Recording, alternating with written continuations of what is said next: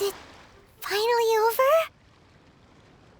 The ominous aura of that monster has indeed begun to fade.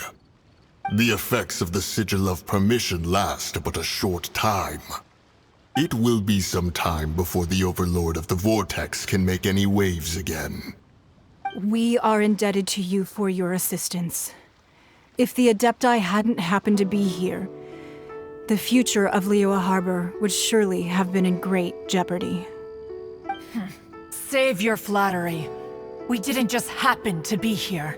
Surely you won't pretend to have forgotten the reason for which we came. Come now. There's no need for such harsh words, Cloud Retainer. I've heard that when Ningguang began learning to do business, she had already started setting aside part of her then limited income in preparation for building the Jade Chamber.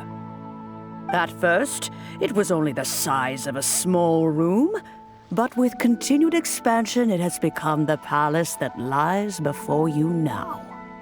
It is a testament to Ningguang's entire life, both as a businesswoman and as the backbone of the Liyue Qixing. Seeing the Jade Chamber destroyed in the defense of Liyue means much to her. To me, such cooperation and sacrifice deserves at least some recognition, don't you agree? Well, I was really hoping you would say that such sacrifice could at least be used as some leverage in our negotiations. Thank you all for hearing me out. We know very well why the Adepti came here today. But please forgive us. We cannot yield to your wishes. Oh? 3,700 years. According to our records, the Adepti signed a contract with Rex Lapis to protect Liyue 3,700 years ago. Even to this very day, Liyue and its lands have stood the test of time, immovable as stone, just as it was thousands of years before. This is truly no small feat. But that does not mean that the Liyue of today is the same city as it was all those years ago. Do not merely cast your protective gaze upon the land.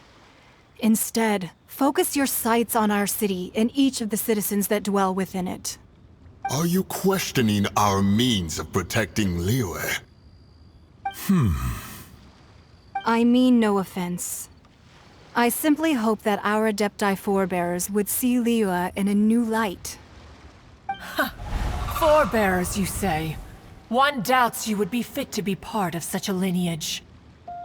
This morning, Rex Lapis appeared to me in a dream. What?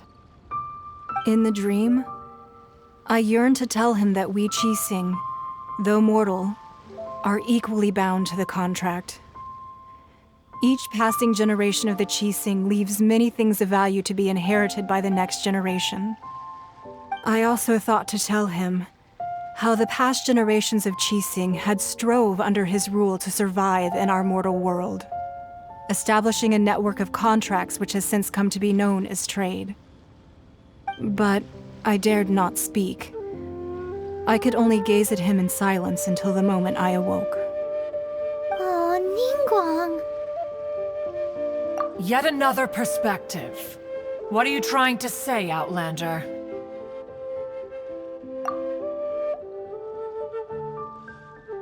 Right! That's something that happened in Mondstadt. It's a story about the Four Winds and the people of the Animal Archon. The Animal Archon sought to quell the strife between the two sides because he believed that such conflict would only scar the hearts of both, and that nothing good would come of it. Each of the 7 nations has its own scars from the past. Though your point is the very height of simplicity. As Adepti, we've become a laughingstock, to be chastised thus by an outlander who has lent us such succor. All right, all right. Didn't Ningguang suggest that we should focus on the city and each of its citizens? I know I already have, so why not see for yourselves? I apologize for appearing in full armor. I am afraid I cannot show the proper courtesies. And who are you? I am Feng Yan, a sergeant of the Millelith. I have come to extend my thanks to the Adepti. I thought this battle would perhaps be my last. But thanks to the aid of the Adepti, our forces were not as badly battered as I feared we might be. Although I am a mere mortal soldier, I promise to hold the line and never betray the grace given to us by the illuminated Adepti this day. Huh?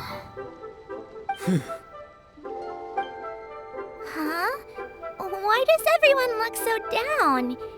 Didn't we just beat that big monster? Weren't you frightened, dear? It was quite the predicament. I wasn't afraid. All the strong Millilith guards were there, and those powerful heroes with their visions were there. Everyone was there. When danger is near, everyone always protects me. And the rest of the time, they make fun toys and tasty snacks and loads of things that make the harbor so pretty. Thanks for protecting Liyue Harbor. Please come visit us for the next lantern rite. Unfortunately, we wouldn't be able to participate. Huh? Because we are Adepti. Oh, okay. It must be hard being an Adeptus. Aww. You see, this is what Liyue is like today. The country of contracts is grateful to the Adepti for their protection, but it is no longer necessary for the city to rely on the Adepti's power to solve every little niggling matter. Although their blood is weak, there is still strength to be found in those we call mortals. The time of contracts between gods and Liyue has long since passed. Now is the time of contracts between Liyue and its people. Seeing the port around us now, it is hard not to feel a bit out of place. Wouldn't you say so, Cloud Retainer? Your line of inquiry is askew. One did not spearhead this expedition to Liyue Harbor. Seems like the Adepti have had a change of heart. Let us return now. Eager to leave, conqueror of demons. Yes, one understands what the Conqueror of Demons means. The city of Liyue has changed much after our long separation. One fears that by the time one finally grasps the new contracts of Liyue, you humans would have once again changed the place beyond recognition. Fair enough. Away we shall, and return whence we came.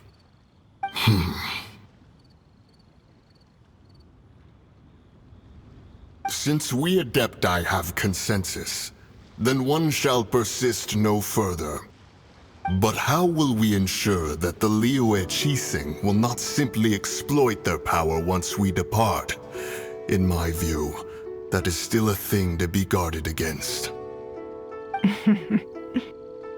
All right, Mooncarver, you needn't worry.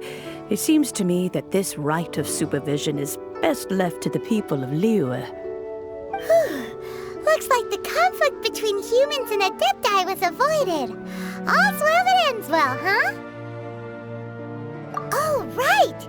It's nice that we've got peace and all, but we're forgetting one thing. Child wanted to unleash the god so he could lure Rex Lapis out.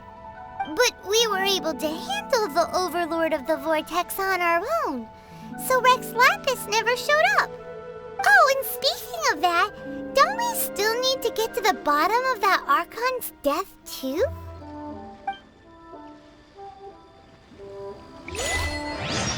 Paimon doesn't get it. But isn't the strongest lead we have the Adepti-less rite of parting that we're organizing? No idea where Zhang Li's gone. Let's ask for him at Wangshen Funeral Parlor.